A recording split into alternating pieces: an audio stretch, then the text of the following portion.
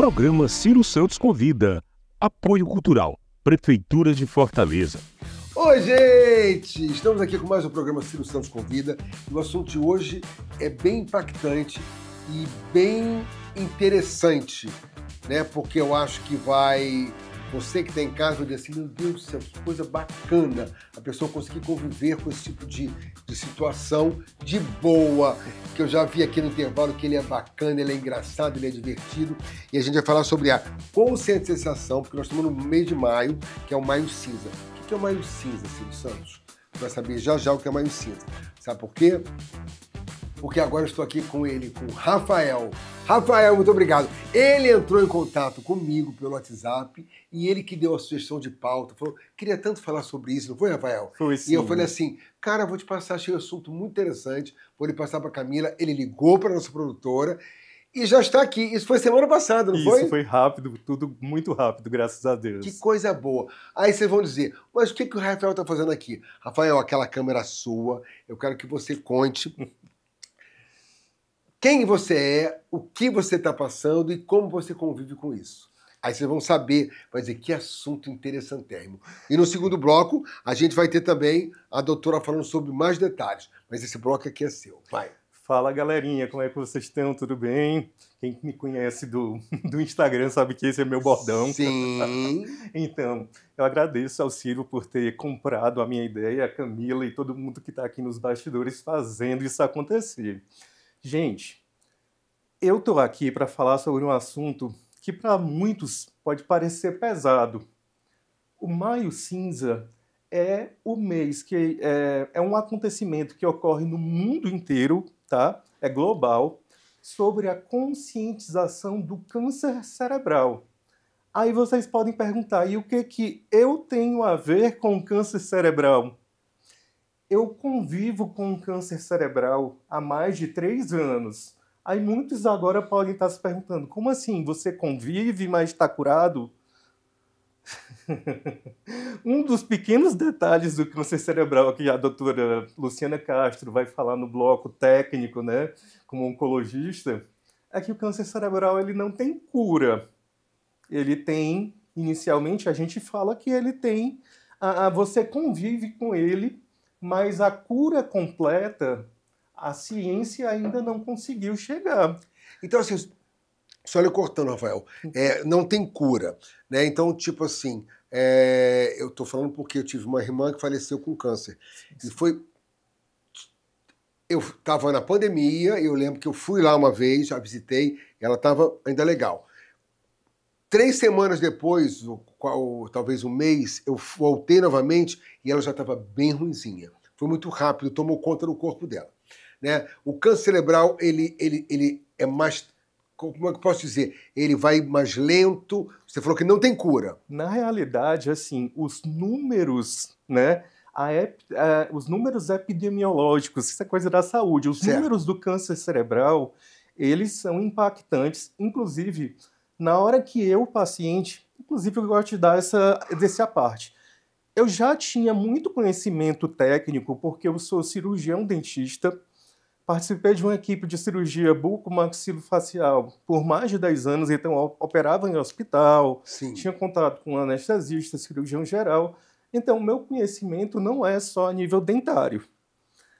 Então, eu sabia de muita coisa já. Quando saiu... Primeiro, assim, começou... Vamos chegar... Como você descobriu? Vamos começar do começo. Você não conhece. Como você descobriu?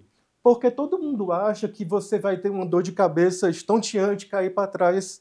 Sinceramente, eu comecei tendo sinais de depressão. Vivia uma vida muito, muito descompensada de trabalho. Eu era professor de pós-graduação. Trabalhava praticamente todo fim de semana, além da semana toda no consultório. Viajava a trabalho e comecei a ter sintomas de depressão. Esses sintomas passaram a sintomas de síndrome do pânico, perseguição. E aí eu procurei o profissional mais certo, que é o psiquiatra. Sim. De acordo com os meus sintomas, não posso culpar o psiquiatra porque ele não pensou nisso.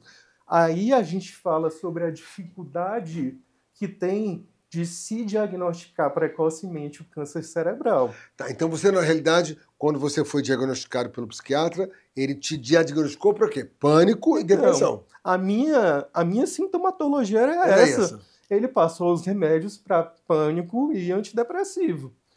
Tranquilo. Melhorou? Não. Piorou. Piorou.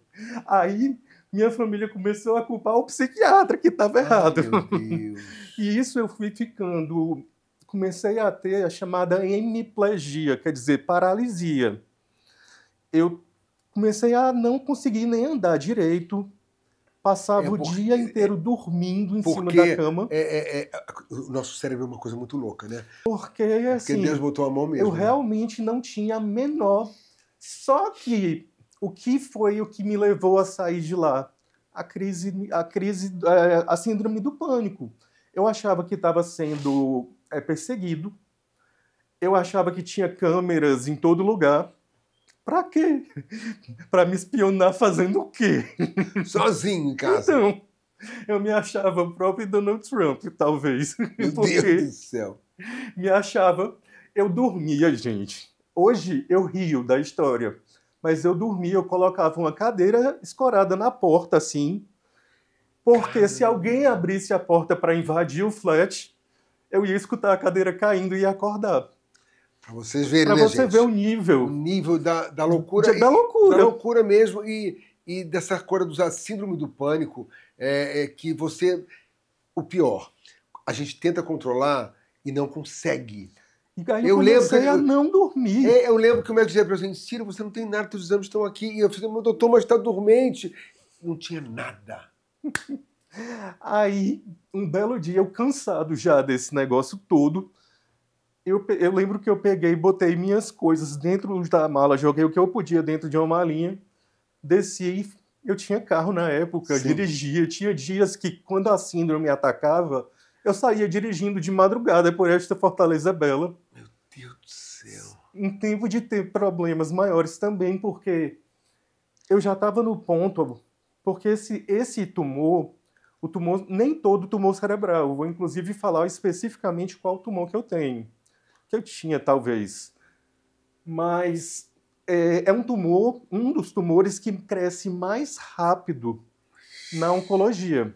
Ele, tipo, dobra de tamanho em 1 mês e ele leva à morte, se não tiver tratamento, ele leva o paciente à morte em 4 meses. Meu Deus do céu. Era isso que eu tinha.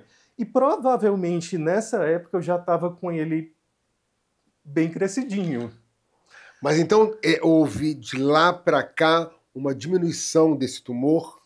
Eu vou chegar nesse ponto rapidinho. Isso. Porque assim, nessa noite, assim, eu comecei a ter episódios de apagão. Eu estava aqui dirigindo, parava no sinal. Aí você diz, você dormia? Meu Deus. Não era dormir, o corpo apagava mesmo. Graças a Deus, um dia minha mãe viu isso. Me deu 1000 carões achando que eu tinha farreado na noite anterior. Coitado de mim. Eu não conseguia nem andar direito. Mas foi aí que nessa noite que eu assim, não aguentei mais, eu peguei minhas coisas e fui para casa dos meus pais. Que talvez isso tenha me salvado. E aí eles começaram a ver que eu fui piorando, né, gradativamente. E quando eu cheguei lá, comecei a precisar de apoio no sentido de que o meu pai tinha que me segurar para eu tomar banho. Caramba! Porque eu não tinha força no lado esquerdo. A minha perna do lado esquerdo, ela tremia 24 horas por dia e eu não sabia que era convulsão já. Eita! Porque a gente acredita que convulsão é só o mal epilético, que é aquela coisa que a pessoa treme toda. Na hora, depois passa. Mas existem convulsões chamadas de convulsão focal. A convulsão focal é uma convulsão pequena que acontece só numa região. E eu estava tendo uma convulsão focal quase que permanente. Caramba! E nada porque, assim, eu não tinha condições de me diagnosticar. Porque o cérebro já estava totalmente tomado. E ninguém lá em casa, meus pais, achando estranho, e eles são leigos, né?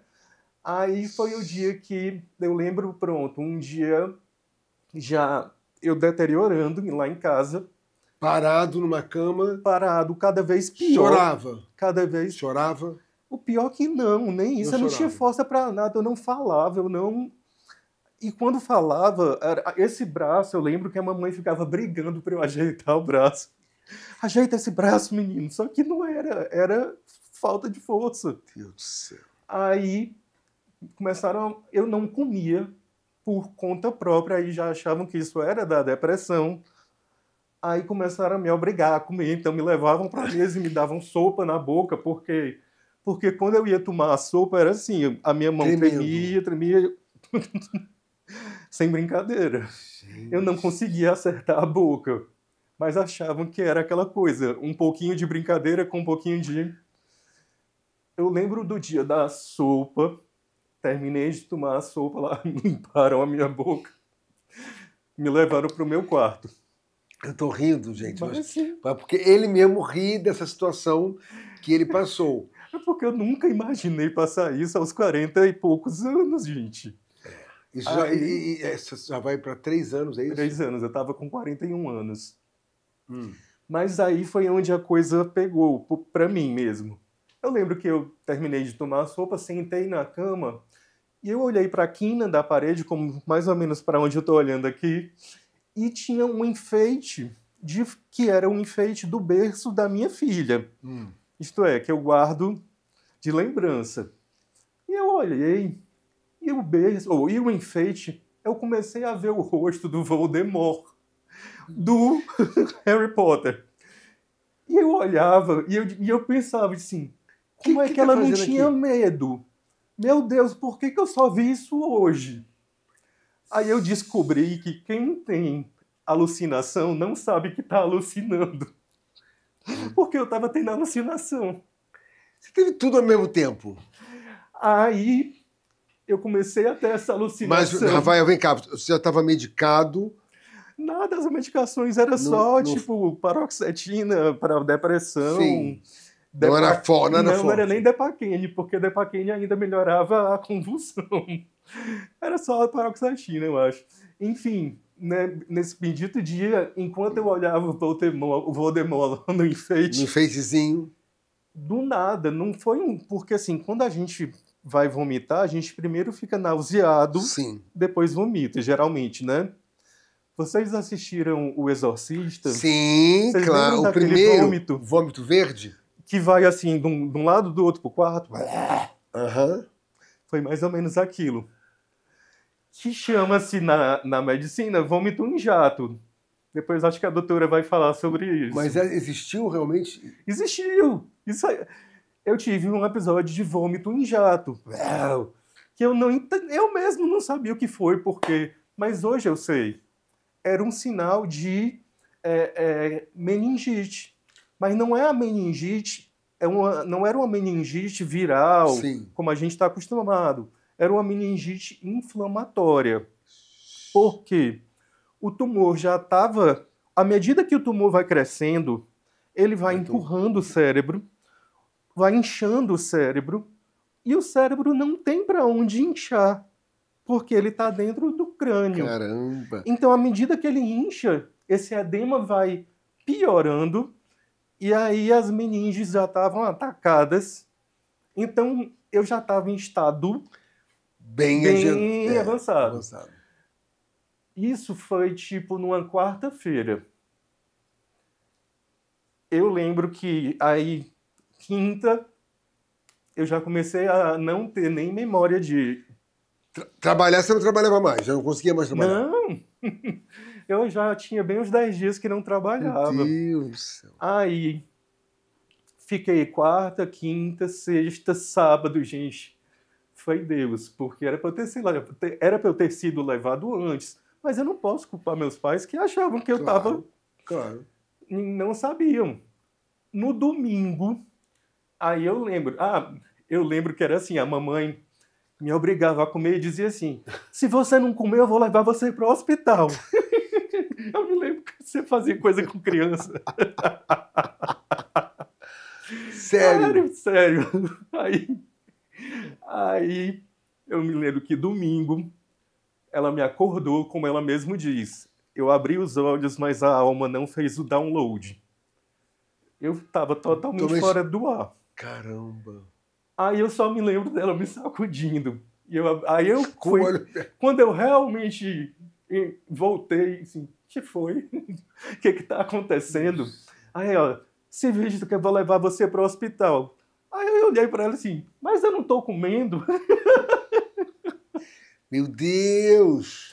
Fui levado para o hospital, para o pronto-socorro do meu plano. E foi interessante porque eu estava inconsciente. Como profissional, eu sabia que inconsciente, mesmo inconsciente, o sentido da audição permanece. Eu não entendia como isso funcionava como profissional. Sim. Mas como paciente foi ótimo. Eu lembro de tudo que se falava, mas eu não tenho memória de nada. Ou não tinha visão disso. Eu lembro do meu pai desesperado, dizendo que eu estava... Eu acho legal que ele tem uns termos meio antigos, assim, ele está descerebrando, descerebrando. Descerebrando é ótimo. Aí cheguei lá, fizeram os exames iniciais, disseram que eu estava realmente com problema neurológico, as pupilas com certeza totalmente... E aí, o primeiro exame que fizeram foi uma tomografia. Eu não tenho lembrança zero da tomografia. Na tomografia, porque o primeiro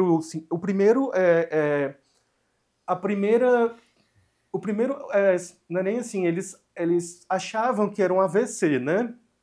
Então chegaram lá com suspeita de AVC. Você fez tomografia, não fez ressonância? Ainda não, porque como um AVC era o primeiro exame mesmo. E viram que não tinha AVC, mas que tinha uma massa sólida. Então, tinha que fazer a ressonância para ver com detalhes, né, que massa sólida era essa e tudo. E aí foi quando eu tenho uma memória auditiva, mas não visual. A memória auditiva era assim, meu irmão ficou comigo, acompanhando no exame. Terminando o exame, o médico chegou e disse assim, olha, eu tenho uma notícia boa e uma notícia ruim. Quer ouvir qual a primeira? Aí meu irmão disse, dê a boa. Aí ele disse, a boa é que seu irmão não teve um AVC. E a ruim, a gente vai contar depois do intervalo. Gente, que história. Aguarde. Tem muita coisa para você falar ainda. Vamos lá, próximo bloco, não sai daí não. Quer tomar água? Vai lá, toma água e volta rapidinho para ouvir o que o Rafael tem que contar da ruim. A boa é que você não era um AVC. A ruim já chega. Aguardem, Ciro Santos Convida volta já já. A Prefeitura de Fortaleza está trabalhando para levar cada vez mais saúde até você. Os medicamentos da rede municipal já estão sendo reabastecidos nos postos de saúde e estão disponíveis para a população. E o melhor é que eu saio com a medicação, então eu não tenho essa preocupação. Por falar em postos de saúde, diversas unidades estão sendo reformadas e entregues em toda a cidade com melhorias na infraestrutura. Não, o visual tá lindo, né? Nem se compara, né, gente? O de antes ficou top, ficou show. Além disso, a reforma e a ampliação do Hospital Nossa Senhora da Conceição, no Conjunto Ceará, já estão em andamento. E com os novos investimentos, o IJF agora conta com mais equipamentos, mais exames e mais cirurgias realizadas. Foi necessário fazer uma cirurgia. A equipe de médico com urgência me atendeu. Hoje estou bem, graças a Deus. O trabalho está só começando e a Prefeitura segue firme no cuidado com o bem-estar de todos. Fortaleza, capital de todos.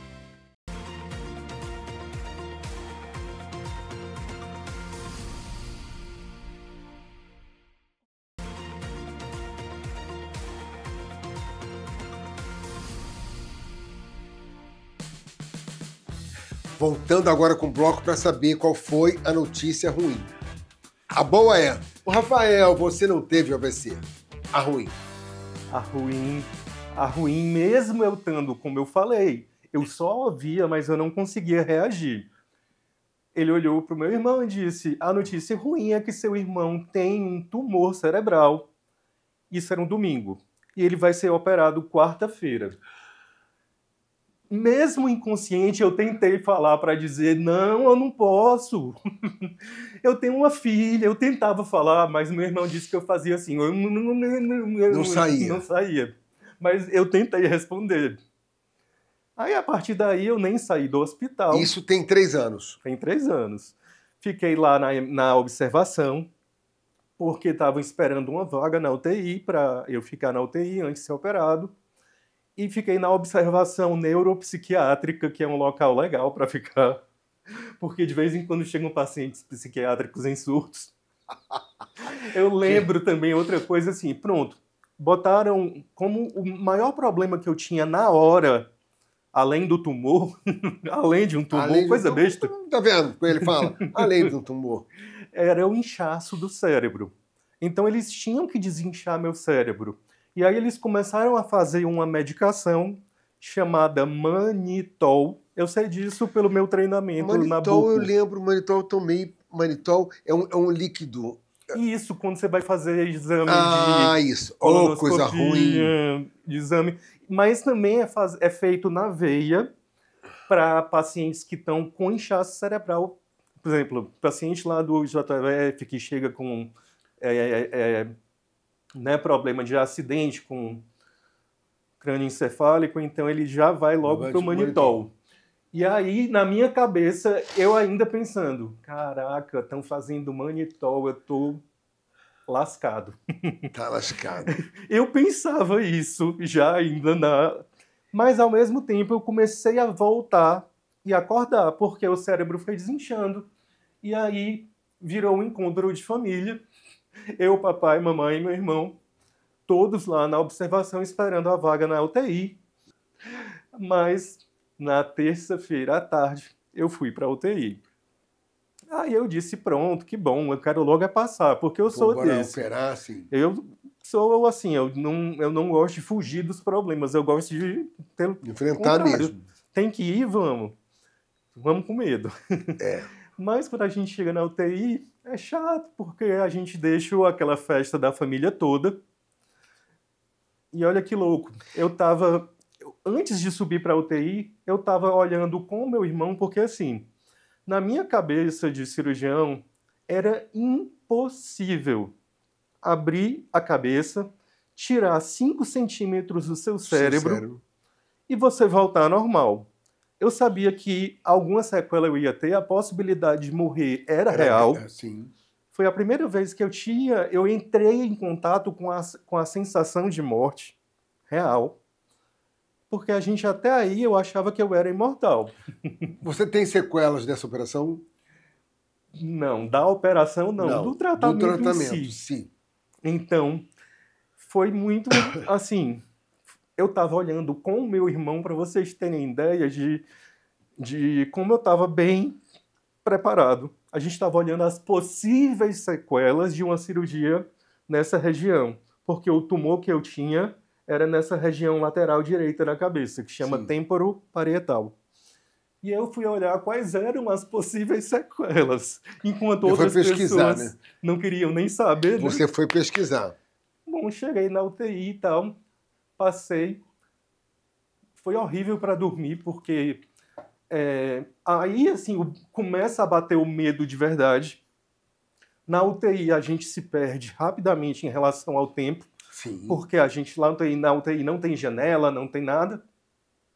E aí eu pedi um Rivotril para dormir. Eu quero dormir. O médico não queria me dar. Aí eu fui. Olha, doutor, minha pressão está subindo. Mas eu pedi também. Eu já fiquei na UTI por causa do cálculo renal, eu já pedi. Me dá um remédio para dormir, por favor, porque eu não aguento mais ficar aqui. Aí eu lembro que de manhã, muito cedo, me acordaram para dar banho no leito.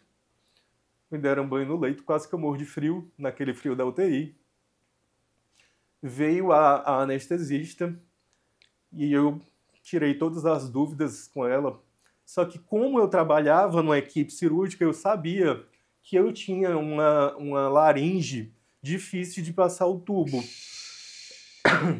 Eles chamam de grau de Mallampati. Eu disse, doutora, eu sou Mallampati 4. Aí ela olhou para mim e disse, tu é o quê? Mallampati 4. Aí ela, como é que tu sabe? Eu disse, Que eu trabalhei na equipe Exato, cirúrgica, sim. eu sei. Aí ela abriu a boca. Aí ela olhou. Aí ela... Não é 4, não, é 3,5. Ela não quis dizer Quer que dizer que era. era 4, né? Mas fui eu. Porque o que eu tinha mais medo da anestesia geral era daquele tubo. Não era nem de... Enfim, eu sei que fui para anestesia geral, pedi para o neurocirurgião me trazer de volta. Uhum. Aí eu lembro que ela veio lá com a injeçãozinha e disse, pronto, agora vamos lá. Aí ela começou, 1, 2, 3. Quando eu ia dizer assim, doutor, eu não dormi ainda não. Acabou-se. Pufo. Acabou-se, eu não lembro de absolutamente nada. É, porque ali é um mata-leão, né? Aqueles O que eu me lembro, quando ela chegou perto dos 5, eu já estava acordando. E aí foi outra coisa doida, porque eu acordei, eu sabia que estava na sala de cirurgia, porque eu olhei para cima, vi aquele holofote enorme. Aí eu disse, não morri. Ou será que é a Eu te luz? juro, gente. Pronto, mas foi exatamente isso. Eu olhei para cima e disse, não morri. Ou será que Ou são será que seres de sim? luz que vieram me pegar? Aí eu, não, mas eu tô enxergando. Tô me mexendo, que essa mão não mexia. Aí eu olhei para o lado, foi quando eu vi os acessórios, Sim. os equipamentos cirúrgicos todos sujos de sangue. Aí eu disse, caramba, eu fui operado. E eu achava que ia voltar da cirurgia morrendo de dor de cabeça. Mas quando me falavam que o cérebro não dói, eu não entendia. O que dói é o músculo e o osso. Ah, tá. O cérebro mesmo não. Inclusive, tem pacientes de tumores cerebrais que são operados acordados. Ai. Tem um paciente, eu faço parte de um grupo de apoio onde todos têm essa doença. E ele tinha que tirar um novo tumor, Sim. né? Ele tinha tido uma Já recidiva. tinha tirado um. Ele teve uma recidiva, e como era um tumor numa região mais perigosa, ele fez a cirurgia acordado, tocando violão, para saber que estava com todos os movimentos Funcionando. Assim, é impressionante você ver isso acontecendo. Mas eu realmente saí melhor do que quando eu entrei. Isso para mim era impossível. Sim. Mas para mim tinha acabado, a parte difícil tinha Já passado. tinha passado. Nem sabia eu Você que chegou era só a o algum primeiro momento, passo. tipo, assim, imaginar, pronto, agora tiraram tudo. Graças a Deus, saiu tudo. Eu não sabia ainda que era câncer. Essa é a questão. Então, era uma quarta-feira, fui operado, fiquei na UTI, Sim. né, no pós-cirúrgico. Na quinta-feira de manhã, eu já saí para o quarto. Quer dizer, eu achava que ia passar mais dias na UTI. Sim. E no domingo eu fui para casa. Então, Muito rápido, para quem fez uma cirurgia cerebral. Tinha uns pontos horríveis aqui, mas besteira. O pessoal me via na rua e sempre dizia, foi queda, foi. Foi queda. Não.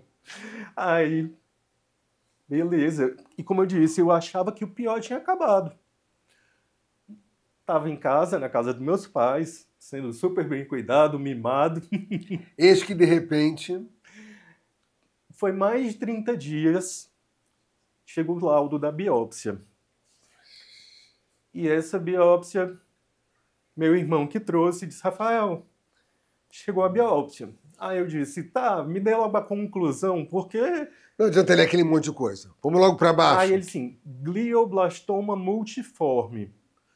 Na minha cabeça eu disse, esse sobrenome blastoma não é bom, mas eu não sei direito o que é. Aí ele disse, pois não olhe no Google não. Caramba. Mas é mesmo que mandar. Aí que você vai. Lá vou eu, glioblastoma multiforme. A primeira coisa que sai, câncer cerebral incurável. Meu Deus do céu. Então assim, abre um buraquinho embaixo de você e você desce.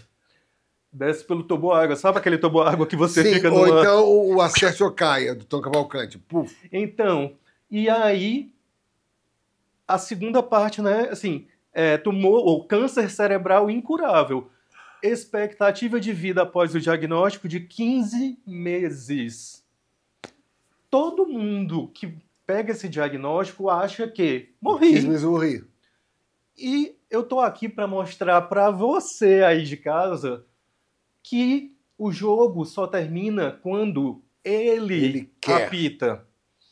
Porque eu passei por situações de milagre que o próprio médico que fez a minha radioterapia disse para mim, Rafael, eu tive até hoje 3 milagres na minha carreira. Você é o meu 4º milagre. E olha que os médicos não podem falar isso, né? Não é que não pode, não é muito costume. Olha, você foi um milagre. Eu lembro de um filme que eu assisti, do menininho que caiu no gelo, né? E foi uma história real. Ele passou não sei quantos minutos no gelo. Sim. E todo mundo só queria morrer. E ele voltou. E o médico, eu lembro da cena do médico chamando a mãe, chega a me arrepiar isso, e dizendo assim, eu não podia dizer isso, mas foi um milagre. Mas, quando eu cheguei para fazer radioterapia, tinha que fazer radioterapia? Tinha, era obrigatório. Sim. Esse câncer tem uma coisa assim, o neurocirurgião, ele tirou todo o tumor, que já é uma coisa boa. Tá. Porque tem locais do cérebro que não dá para tirar, tem locais do cérebro que não dá nem para operar. E, geralmente, quando é câncer, a doutora também vai entrar sobre isso. Por exemplo, eu tenho um câncer na pele. A gente não opera para tirar só o câncer. A gente faz uma margem de segurança. Em volta... A gente fala de bordas livres. Na biópsia, tem que mostrar que tudo no externo está isento de células cancerígenas. No cérebro, ele não pode tirar tecido saudável. E o glioblastoma, eu sei que tem a sua área de mestre Cuca, eu vou entrar na sua área. Mestre Cuca é diminuindo, você é um chefe. Olha aí, gente, ele já leu, pesquisou sobre as coisas que eu faço. Isso é danado, viu? Eu fiz o trabalho de casa. Isso aí é danado, viu? Gente, macarronada, espaguete. Sim. Então, um neurocirurgião canadense, ele me explicou muito melhor o que é o glioblastoma e por que ele mata tanto. Ele fala assim, vamos supor que o cérebro é o espaguete. Tá. A gente consegue chegar no espaguete facinho. O tumor é a almôndega.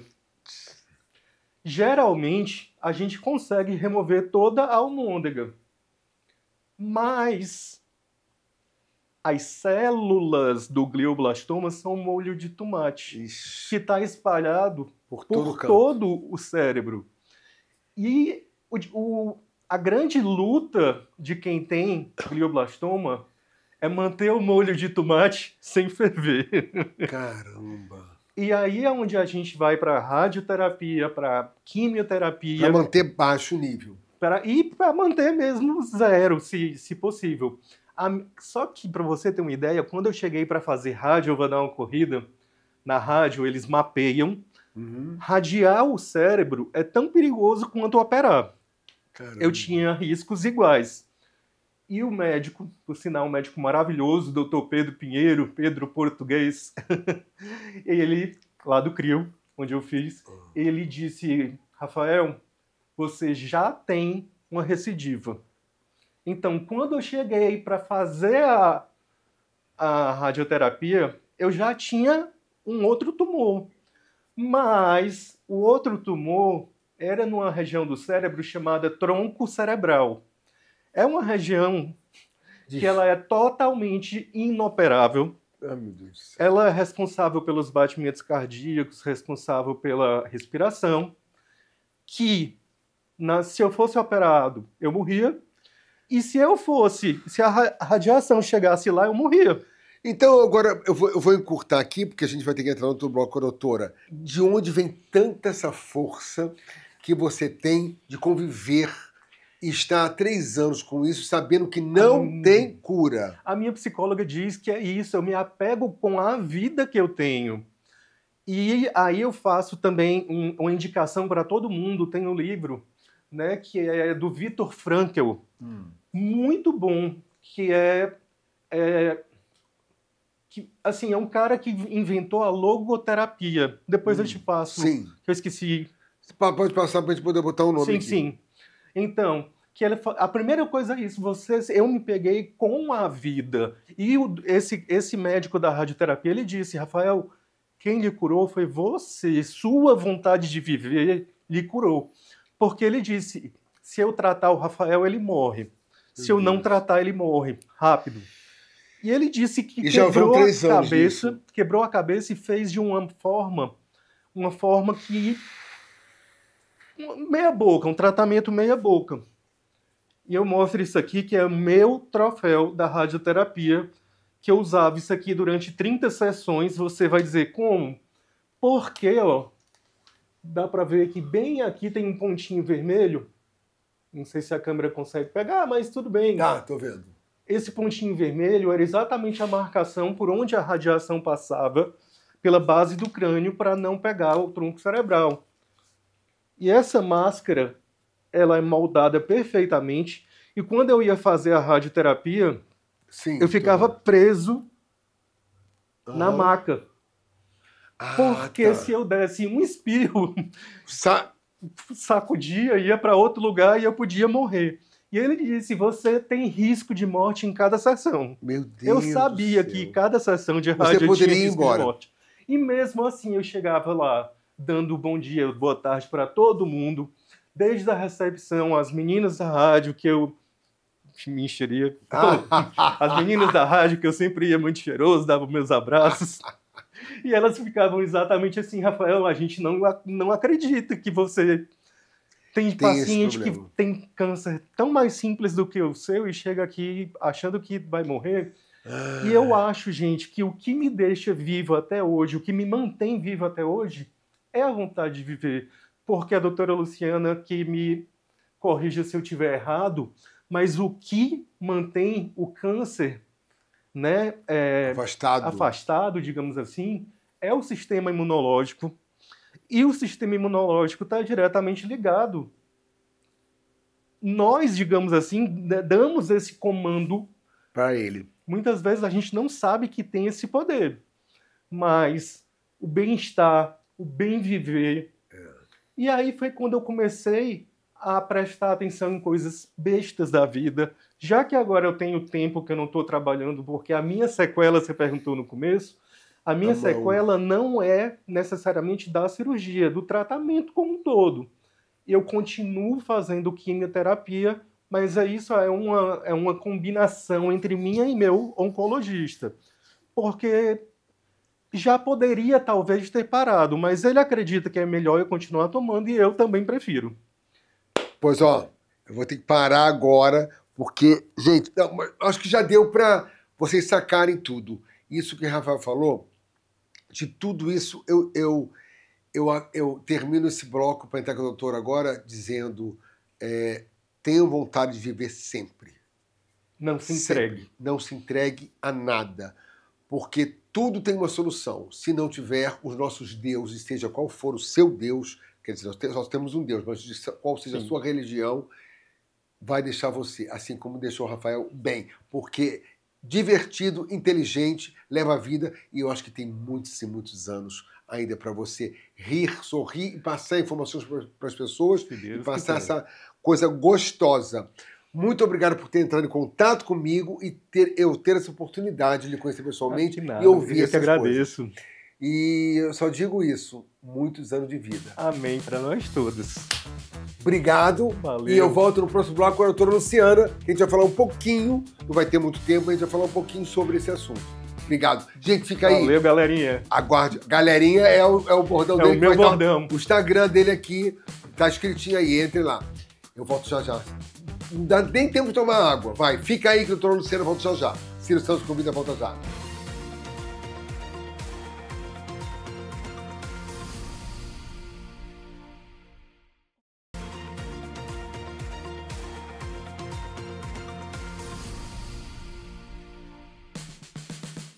Gente, agora nesse bloco, eu vou conversar, bater um papo com a doutora Luciana Castro, que ela é oncologista, ela é professora, ela é bailarina, ela é linda. Muito obrigado por ter vindo. Vamos falar mais um pouquinho sobre o maio cinza, né? Que o nosso papo com o Rafael foi tão gostoso que acabou, a gente falou pouco no maio cinza. O que é? Explique para a turma e como a gente pode conscientizar essa galera sobre o maio cinza. Bom, o Maio Cinza, ele é o mês de conscientização do câncer cerebral. Do mesmo jeito que a gente tem o Outubro Rosa, o Novembro Azul, Sim. que já é bem divulgado, foi proposto esse mês de Maio Cinza referente à cor do nosso cérebro para as pessoas conhecerem, perder um pouco o preconceito, entender os efeitos. E no caso de você conviver com alguém com esse tumor ou, né, vir a ter algum tipo de diagnóstico, entender o que se passa. Eu acho muito importante as pessoas entenderem o que é, quais são as opções de tratamento, quais são os sintomas que pode sugerir que você tenha esse tumor. Tá, e por que foi sugerido o mês de maio? Alguma coisa em especial? Sabe que eu até procurei bastante sobre isso? e não encontrei. Tem. Foi maio. Foi maio, escolheram Poderia maio. ser junho, julho, agosto, foi maio. Foi maio. Vem cá, voltando ao Rafael, qual é a agressão, o quão agressivo é esse tumor do Rafa? Então, o tumor do Rafael em específico é um dos tipos mais agressivos, né? Quando a gente fala que tem um tumor no cérebro, não necessariamente vai ser o mesmo tipo dele. A gente tem tumores benignos, que não são câncer. Sim. E a gente tem tumores malignos, que são câncer, mas que não são tão agressivos quanto o do Rafael, né? Eles podem dividir entre grau 1, 2 e 3. E quanto maior o grau, mais agressivo, maior a chance de voltar mais rápido. Então, realmente, o do Rafael foi o no topo. E ele deve estar no meio dos médicos, tipo assim, meu Deus, o que está acontecendo de bom com ele, né? Porque todo mundo comenta. Todo mundo. Todo Todas mundo as comenta. pessoas que convivem com ele tentam entender por que é que, assim, realmente ele ultrapassou o tempo de vida esperado. A gente tem ali aquela mediana que a gente espera. A mediana qual seria, mais ou menos? Mais ou menos uns 12 meses, 14 meses, como ele É falou. mesmo? Caramba. Realmente é. 3 anos, né? Eu acho que é importante a gente pontuar que, assim, o nosso corpo ele é muito perfeito. Sim, né? é uma máquina, né? É uma máquina, assim, muito bem desenhado. E aí o nosso cérebro, ele é vital. Pensando nisso, nós temos uma barreira de proteção para impedir que qualquer coisa suba. Imagina, a gente, toda virose que a gente tivesse, o vírus subisse. Então, nós temos uma barreira que impede que tudo suba. Isso torna o tratamento do câncer do sistema nervoso central um desafio. Porque do mesmo jeito que o vírus da bactéria não sobe, o medicamento que a gente dá na veia não atravessa essa barreira. Então, por isso que os tumores, o sistema nervoso central do cérebro tem esse desafio maior. E, doutora, o tratamento precoce pode salvar vidas no caso desse? E como seria? Tem ou não tem? Porque eu estou perguntando porque realmente eu não sei. Tá? É uma dúvida que eu tenho, que eu acho que o pessoal de casa pode ter também. Tem tratamento precoce para o câncer? Do cérebro ou de uma maneira geral? Vamos falar do cérebro primeiro. Especificamente do cérebro. Como o próprio Rafael falou, de uma maneira geral, a cura é muito difícil. Tá. Então, e o precoce? Tipo, mesmo precoce. Né? Assim, não tem como ter precoce. É difícil porque diagnosticar precocemente. Assim, a pessoa ela consegue ficar mais tempo sem a doença, né? Se você descobre ele menor, ainda no comecinho, talvez a pessoa fique bem mais tempo sem a doença aparecer de novo. Então, e de uma forma geral? De uma forma geral, tem tratamento e tem cura, sim. A grande maioria dos cânceres a gente tem cura, se diagnosticado precocemente, né? Então, além de falar do tumor do cérebro, eu acho muito importante as pessoas perderem medo de ir ao médico. Exatamente isso. Por exemplo, quando eu vou ao dermatologista, a gente vai ficando velho, vai ficar aparecendo umas pintinhas, né? Então a gente tem que olhar essas pintinhas para saber, porque pode ser um câncer de pele, pode ser alguma coisa, na verdade. Então, isso é um tratamento precoce. Né? Exatamente. Então, assim, e não é só isso, eu acho que todo mundo tem que fazer anualmente todo tipo de exame, né? E eu acho que isso pode ajudar para de repente, descobrir alguma coisa. Eu lembro de um ator, se não me engano, foi o Erson Capri, por conta do exame anual, ele acabou descobrindo que estava com câncer e precocemente conseguiu tirar, porque tem cura. Né? Então, bora cuidar. Pode falar mais, fala, agora a vez é sua. Bom, então assim, falando especificamente, né, do maio cinza, do tumor do cérebro, eu acho que o que é importante as pessoas estarem conscientes é se atentar ao um sintoma que ele pode trazer. Então, aquela dor de cabeça muito forte, tá? Que você não resolveu com os medicamentos adequados, né? Aqueles sintomas psiquiátricos que mesmo, né, tô tratando legal, tô fazendo minha terapia, tô tomando remédio, mas não tá resolvendo. Não tá resolvendo. Então, assim, eu acho que um sinal de alerta é isso, é aquilo que era esperado que melhorasse e não melhorou. Tem prevenção, né, como o câncer de mama, que a gente faz a mamografia, o de próstata, que tem o toque. Não tem. Não tem. Então, aí é o desafio da gente diagnosticar cedo. Então, assim, não tem nenhuma recomendação de, agora eu vou ficar fazendo ressonância todo ano. Tipo, eu conheço pessoas que têm dor de cabeça sempre. Aí vive assim, me deu dor de cabeça. Eu vivo dizendo, vai ao médico. Não, é aquilo que foge do padrão. Agora, assim, se chegar no médico, o médico, é uma enxaqueca, Sim. vamos dar remédio para enxaqueca, melhorou? Então a gente já não pensa. Que também eu não quero gerar um pavor e todo mundo achar que qualquer coisa tá com tumor no cérebro, né? Realmente é um tipo de câncer muito raro, né? Se você pegar todos os tipos de câncer, Sim. ele vai corresponder aí a 2,2% dos tipos de câncer. E então, mas é preciso ter esse olhar atento, né? E você conhecer seu corpo, conhecer se você está se dando bem com o tratamento ou não. Eu acho que isso é fundamental. E além assim, de falar para quem tem o diagnóstico de câncer, eu acho que a palavra que o Rafael passa, não só para quem tem um tumor do sistema nervoso central, é que, tipo assim, é totalmente possível conviver com câncer, né? Você vê... É impressionante. O da minha irmã, por exemplo, ela foi diagnosticada errada. Ela foi diagnosticada com... Deixa eu ver se eu lembro aqui, peraí. Meu Deus do céu, me ajude, doutora. Vou te ajudar. Vamos lá. Tossia muito, não sei o quê. Podia ser uma... Câncer de pulmão, não? Pneumonia. Foi pneumonia. De infecção pneumonia, depois teve a outra. Que ela tomou um remédio, falou que o remédio dava muito enjoo. Tuberculose. Tuberculose, pronto. Tuberculose. Você tá com tuberculose. Ela, meu Deus, tô com tuberculose, toma um remédio. Ela tomava um remédio, diz que enjoava muito, além de ser caro, enjoava muito. E não passava. E ela emagrecendo, não passava. Aí foi fazer o outro exame, foi quando deu câncer. E aí já foi muito rápido, né? E tomou logo conta de tudo muito rápido. Então, é por isso, tem que fazer, quando a gente fala do precoce, esses exames precoces, tem que ver isso. Ninguém assusta ninguém está assustando ninguém. Mas, né, não custa nada fazer um exame anual, galera. Né? Porque eu tenho 63 anos, não. Você pode ter 20, 30, não custa nada, porque hoje não tem mais idade para nada. Tem garotada, por exemplo, eu tive hernia de disco. No mesmo médico que eu estava com hernia de disco, eu acho que comecei com 60 ou 40, 59, alguma coisa assim, tinha um garoto de 19 anos com hernia de disco. Então não tem mais idade, não é porque eu tenho idade, que eu uso sapato alto na personagem, que eu tive hernia de disco. Não, o menino que jogava bola também tem hernia. Então, hoje doença tá assim, como tá tudo louco, o mundo tá tudo louco. Tá. Um dia chove, um dia faz sol, um dia tem rinite, um dia tem sinusite. Para de rir, Rafael. Rafael tá rindo do outro lado. Mas é isso mesmo, não é verdade? Exatamente. E assim, a gente tá vendo que o câncer, ele tá vindo em idades mais precoces do que a gente esperava. Isso é em todo tipo de câncer. Não sabemos explicar exatamente o porquê disso está acontecendo. Acredita-se pelo nosso estilo de vida. Aí vem várias explicações, agrotóxico, estresse, né? A gente sabe que quem leva uma vida muito atarefada, muito estressada, não para se enxergar. A gente tem descargas adrenérgicas o tempo inteiro, isso também não é legal. E eu acho que aproveita, assim, como o Rafael diz, ele traz uma mensagem, assim, que eu gosto muito de levantar essa bandeira.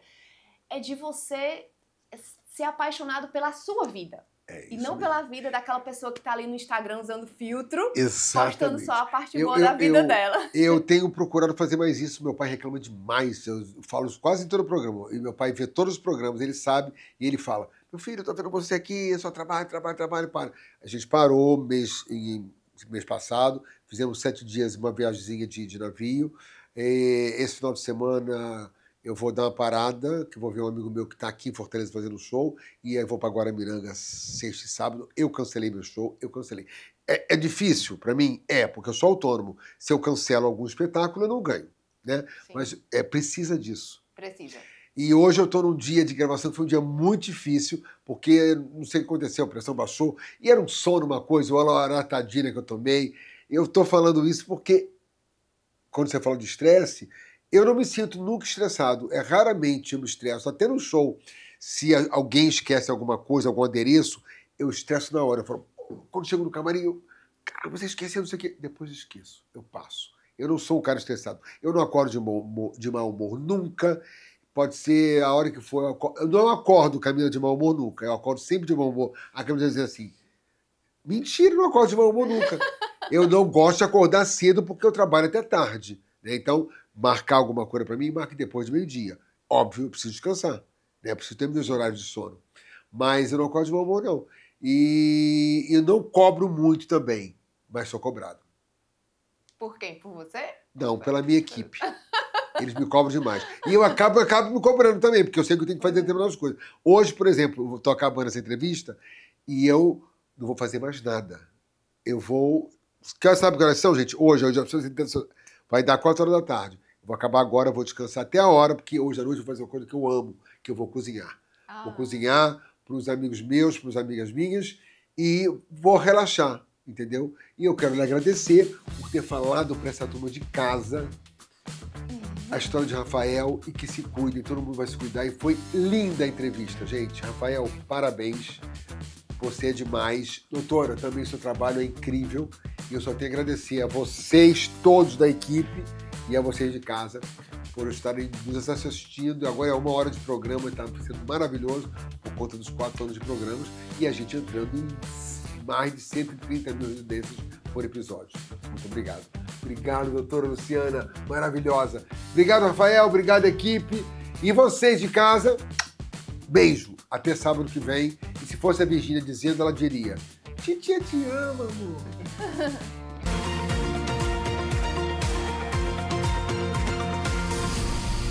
Programa Ciro Santos Convida. Apoio Cultural. Prefeitura de Fortaleza.